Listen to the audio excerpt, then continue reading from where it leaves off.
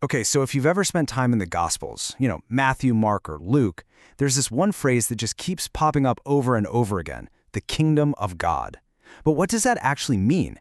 Is it a place we're all hoping to get to someday, or could it be something else entirely? Something happening right here, right now? For a lot of us, when we hear that phrase, our minds immediately go to heaven. Clouds, pearly gates, the whole deal. And look, that's definitely part of the conversation. But what's so fascinating is that the original authors seem to be pointing at something way more dynamic, more present. It's less about a future address and a lot more about a current reality.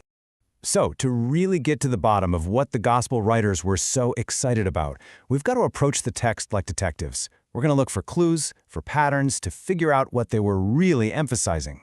And our main tool for this investigation is an approach called biblical theology. Now, what that really means is, instead of just slapping our 21st century ideas onto this ancient text, we're trying to understand it on its own terms. We're paying close attention to the specific words, the phrases, and the structures the authors themselves used. It's all about listening to them, And our first big clue comes from a place you might not expect, statistics. Yeah, seriously. We're going to look at a word frequency analysis from Dr. Robert Newman. He literally went through and counted key terms in the Synoptic Gospels to see what ideas get the most screen time. And the results, well, they're pretty eye-opening. So let's start with the title, Christ. You would think that'd be plastered everywhere, right? But here's the surprise. It shows up with a frequency of just 0.05.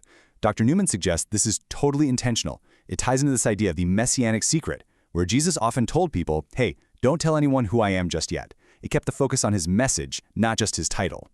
But then, look at this. The term Son of Man, which was Jesus' favorite and kind of mysterious way of referring to himself, appears with a frequency of 0.80. That is a huge jump. We're talking 16 times more often than the word Christ. So clearly, this was a much more central idea in the story they were telling. And now for the big one, the word kingdom. It clocks in with a massive frequency of 0.74. This isn't just a side plot, folks. The numbers are practically screaming at us that the kingdom is one of the absolute, non-negotiable core themes of Jesus' entire message. So, here's the point. When you lay it all out like this, the picture becomes crystal clear. While a title like Christ is used very deliberately and sparingly, these other huge concepts like forgiveness, Son of Man, and especially the kingdom are front and center.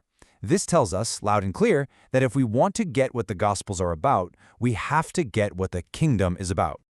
Okay, so the clues have established that the kingdom is a really big deal. But that just brings us to the next, even bigger question. What in the world is it?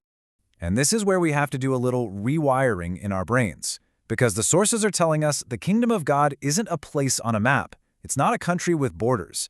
Instead, it's God's active, sovereign rule, his power, actively breaking into our world. Scholars have a great name for this, a dynamic kingdom. Think of it less like a noun and more like a verb. It's about the king's activity. It's about God's power and influence being put into practice right here, right now, among the people who choose to follow him. Theologian Herman Ritterboss gives us this fantastic 5-point breakdown. He says the kingdom is theocratic, it's ruled by God, check. It's dynamic, it's his active rule, got it. It's messianic, it happens through Jesus, right. And then you get this incredible tension. It is both future, meaning it's not totally finished yet, and it is present, because it is already started. And this wasn't just some theory Jesus talked about. No way. As Dr. Ajibade points out, Jesus' actions were the living, breathing proof that the kingdom was here. When he cast out a demon, when he healed a sick person, when he sat down and ate a meal with tax collectors and sinners, those weren't just random acts of kindness. They were signposts. They were tangible evidence that God's rule was actually physically breaking into human history. So this brings us to a paradox, a puzzle that you've probably already been thinking about. If God's kingdom is already here, if it's breaking into the world, then why does the world still seem so, broken? Why is there still so much pain and evil and suffering? It's the big one, isn't it? It's the question that keeps us up at night. If God's reign has started, why does it feel like evil still has so much power? How can these two things possibly be true at the same time? And to help us wrap our heads around this, I love this analogy from Pastor Alistair Begg. Imagine a father promises his son a horse and buggy, but by the time the son is old enough, cars have been invented. So instead of the horse, the dad gives him a brand new car. Now, Is the promise broken? No. It's been fulfilled, but in a way that is so much better, so much more advanced than what was originally pictured. To still demand the horse and buggy would be to completely miss the point of the incredible gift you've been given. This is that already but not yet tension. The kingdom has been inaugurated. The war has been won. Satan has been dealt a fatal blow. The Messiah has arrived, and those miracles are glimpses of the new reality. But the final cleanup operation isn't complete. The full consummation is still to come. It's kind of like D-Day in World War II. The decisive battle was won and the outcome of the war was certain, but there were still pockets of fighting until the final treaty was signed. So let's bring this all home. What does this mean for you and me today? Because this isn't just some abstract idea for a theology class. Understanding the kingdom as a present reality gives us a powerful, life-changing framework for how to live right now. Well, if God's rule is active now, our lives should start looking like it. It means things like social justice and caring for the poor and the marginalized aren't just nice ideas, they are urgent, kingdom-level priorities. Our actions, our good works become little demonstrations of that kingdom reality breaking through. It totally redefines discipleship from just waiting for a future hope to participating in a present responsibility. And this is where the church fits in. It's a really important distinction. The church is not the kingdom. The kingdom is God's big, world-changing project. The church?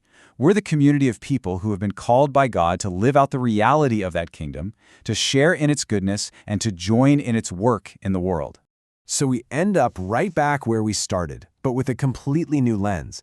The kingdom of God isn't just some far-off destination we hope to get to someday. It's a dynamic, active rule that we are invited to live under right here, right now. And that leaves us with one really profound question to chew on. If that's true, how does that change everything about the way you live your life starting today?